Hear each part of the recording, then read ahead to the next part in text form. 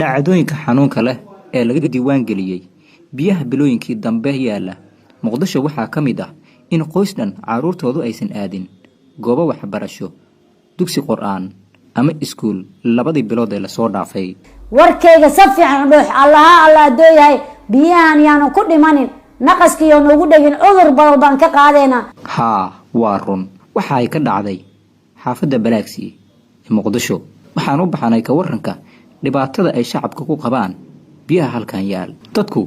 waxay noo sheegeen in arrinta qoyskani ay jirto hay'asha waxaan ku dhaqaaqnay xaqiijinteeda waxay noo jirtay in yar waxaase u marnay dhibaatadan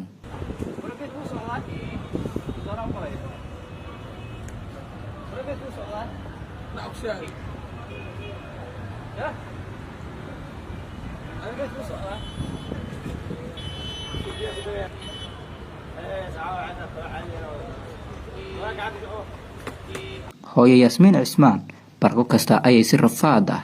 suuqa ugu doonataa adeeg ay u baahan yihiin caruurteeda oo gurigan go'doon ku ah iyadoo xilliyada qaarna ay soo iibsato adeeg ku filan 48 saacadood maadaama aad ay u dhibsatay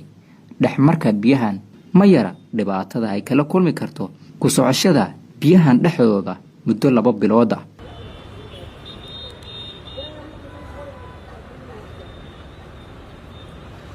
qoyskan dhibta haysata waxaa ka mid ah guriga ay ku jiraan oo dhan kasta biyaha ay ka fariisteen marka laga reebo qaybta dambe guriga oo aysan ka jirin wax wado ah ama albaab kale ah oo gurigaana loo mari karo xilligan qoyska waxaa ka xanuunsanaya cunug yar balse ma jirto meel laga saari karo ama gaari soo istaagi karo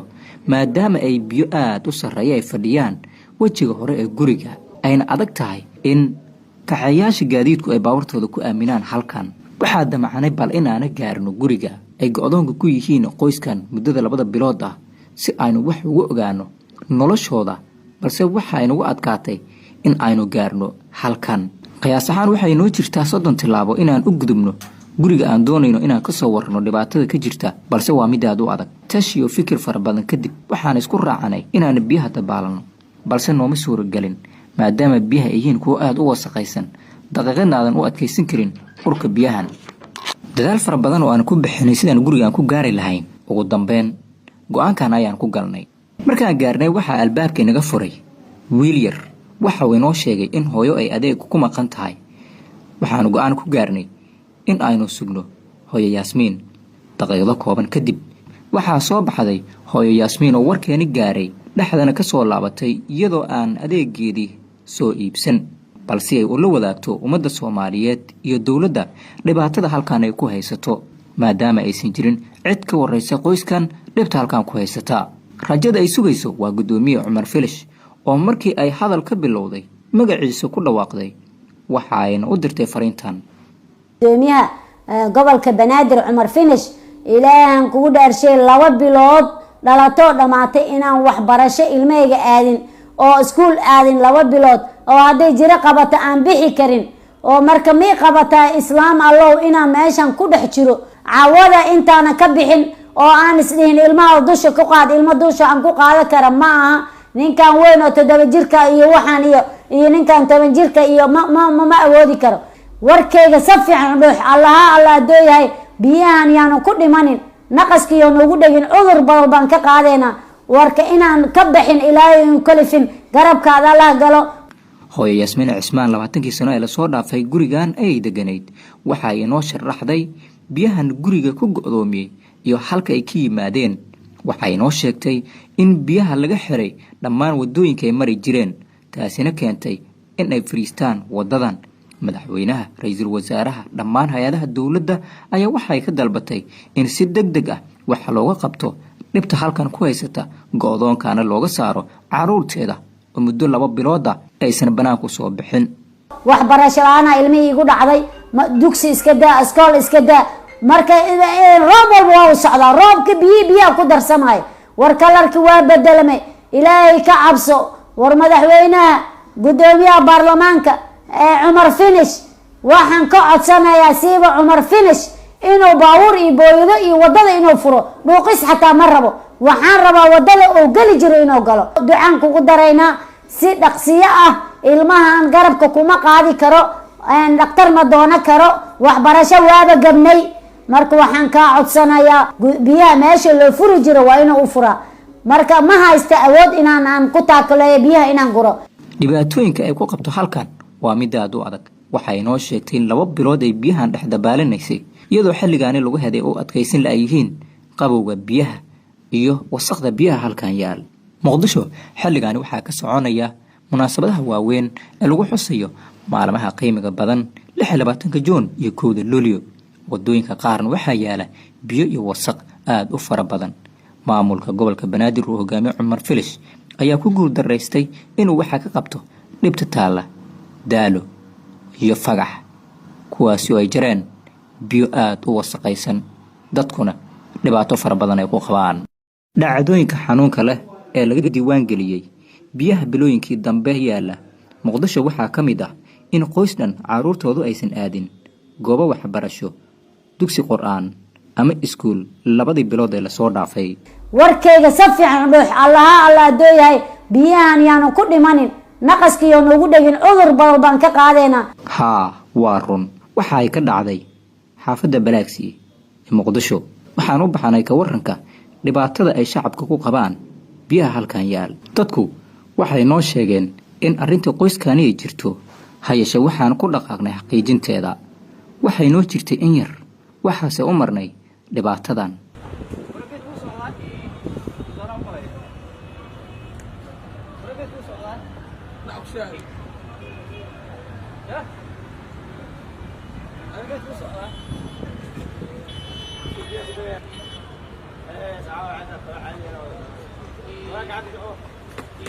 hooyo Yasmiin Cismaan barko kasta ayay si rafaad ah suuq ugu doonataa adeeg ay u baahan yihiin caruurteeda oo gurigan go'doon ku ah iyadoo xilliyada qaarna ay soo iibsato adeeg ku filan 48 saacadood maadaama aad ay u dhibsatay dhexmarka biyahan ma yara dhibaatada ay kala kulmi karto ku socoshada biyahan dhexdooda muddo 2 bilood ah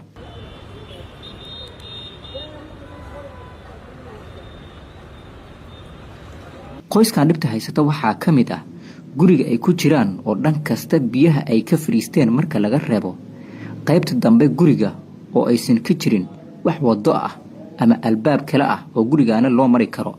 xilligan qoyska waxaa ka hanuunsanaya cunug yar balse ma jirto meel laga saari karo ama gaari soo istaagi karo maadaama ay biyo aad u sarreeya ay fadhiyaan wajiga hore ee guriga ayna adag tahay in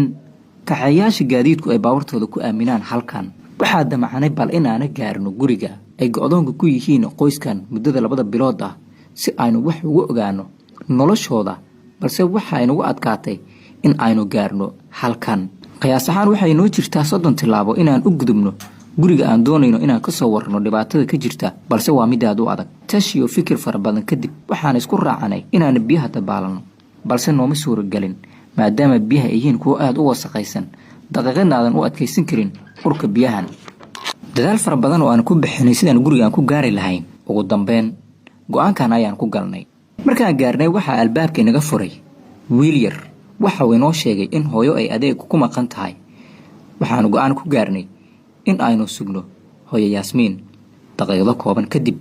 waxaa soo baxday hooyo Yasmiin oo warkeeni gaaray dhaxdana ka soo laabatay iyadoo aan adeegeedii soo iibsan balse ay u la wadaagto ummadda Soomaaliyeed iyo dawladda dhibaatada halkan ay ku haysato maadaama aysan jirin cid ka wareysa qoyskan dhibta halkan ku haysata rajada ay sugayso waa gudoomiye Cumar Filish oo markii ay hadal ka bilowday magaciisa ku dhawaaqday waxa ayna u dirtay fariintan gudoomiyaha gobolka Banaadir Cumar Filish ilaahan kugu dhaarshay 2 bilood dhalato dhamaatay inaan waxbarasho ilmeyga aadin oo iskuul aadin 2 bilood oo haday jira qabata aan bixi karin oo marka mi qabata islaam allow inaan meeshan ku dhex jiro caawada intaana ka bixin oo aan isdhihin ilmaha dusha ku qaad ilmo dusha aan ku qaada kara ma aha ninkan weyn oo 7 jirka iyo waxaan iyo ninkan 10 jirka iyo ma awoodi karo warkayga si fiican dhuux allah dooyahay biyahan yaanu ku dhimanin naqaskiyo noogu dhagin cudur baan ka qaadayna warka inaan ka bixin ilaahay in kalifin garabkaada la galo hooyo Yasmiin Cismaan 20 sano ee la soo dhaafay gurigan ay deganayd waxa ay inoo sharaxday biyahan guriga ku go'doomiyey iyo halka ay ka yimaadeen. waxay noo sheegtay in biyaha laga xiray dhammaan wadooyinka ay mari jireen, taasina keentay in ay fariistaan wadadan. madaxweynaha, ra'iisul wasaaraha, dhammaan hay'adaha dawladda ayaa waxay ka dalbatay in si degdeg ah wax looga qabto dhibta halkan ku haysata, go'doonkana looga saaro caruurteeda oo muddo 2 bilood ah aysan banaanku soo bixin. waxbarasho la'aan ilmihii igu dhacday, dugsi iska daa, iskool iska daa, marka roob walba waa u socdaa, roobka biyaha ku darsamay, war kalarkii waa bedelmay. ilaahay ka cabso, war madaxweynaha, gudoomiyaha baarlamaanka Cumar Finish, waxaan ka codsanayaa siiba Cumar Finish inuu baabuur iyo booyado iyo wadada inuu furo, dhuuqis xataa ma rabo, waxaan rabaa wadada oo gali jiro inuu galo. ducaan kugu dareynaa si dhaqsiyo ah, ilmahan garabka kuma qaadi karo, dhaqtar ma doono karo, waxbarasho waaba gabnay. marka waxaan ka codsanayaa biyaha meesha loo furi jiro waa inuu u furaa, marka ma haysta awood inaan ku taakaleeyo biyaha inaan guro. dhibaatooyinka ay ku qabto halkan waa mid aad u adag. waxay noo sheegtay in 2 bilood ay biyahan dhex dabaalaneysay, iyadoo xilligaani lagu heday oo adkaysin la yihiin qabowga biyaha iyo wasaqda biyaha halkan yaal. muqdisho xilligaani waxaa ka soconaya munaasabadaha waaweyn ee lagu xusayo maalmaha qiimiga badan 26 Juun iyo 1 Luulyo. wadooyinka qaarna waxaa yaala biyo iyo wasaq aad u fara badan.